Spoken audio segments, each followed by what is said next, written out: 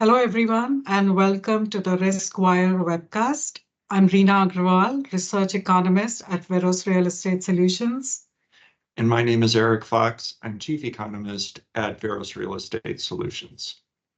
So, Reena, the big news this past week, or this week, I should say, is that the inflation rate came out and it showed that the number went up very slightly from January's reading of 3.1% to 3.2% for the month of February.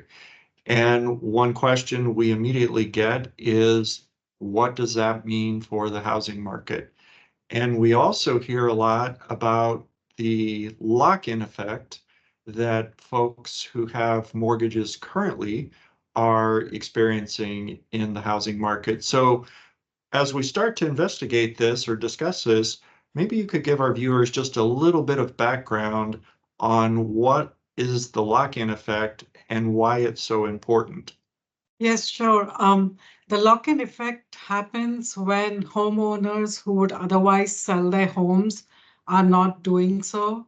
And in the current scenario, it happened because mortgage rates increased almost double from Jan 2022 to current 6.88%.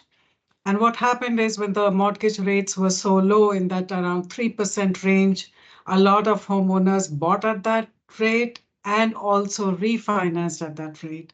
Now, these homeowners are unwilling to sell their homes and trade in a mortgage rate that is close to 7%, so they would end up paying much higher monthly payments. That is why we have this so-called lock-in effect in the current housing market. How do you think this lock-in effect ties up with the current inflation report? Well, I think what this clearly shows is inflation isn't decelerating as quickly as most people had hoped. And I want to emphasize that a lot of this has been built on hope, not on economic reality.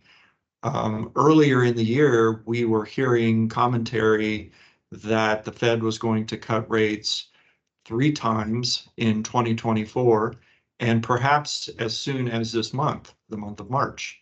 Now, after the inflation report, we're starting to hear people soften a touch on that and back away from that, and now say maybe we're only going to see 2 cuts in 2024 in the federal funds rate, and those might be later in the year, June, July, second half of the year.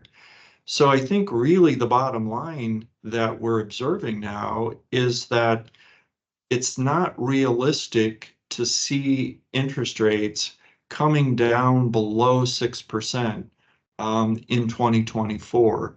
And I think that's the level we would have to be at in order to get some more supply on the market and to unfreeze some of these homeowners that are unwilling to sell their homes due to this lock-in effect. So unfortunately, I think with the fewer rate cuts because of the stubborn inflation, we're going to see a continuation of this lock-in effect. That sums it very well, I think, for our listeners. A lot of folks were expecting that during the spring, the housing market will pick up big time, but I don't see that happening either. Again, because of the lock-in effect, home prices being really high and mortgage rates staying stubbornly in that 6.8, 6.9% range. I agree with you, Reena. Thank you very much for joining us today. See you next time. I'm Reena Agrawal. And I'm Eric Fox. Thank you.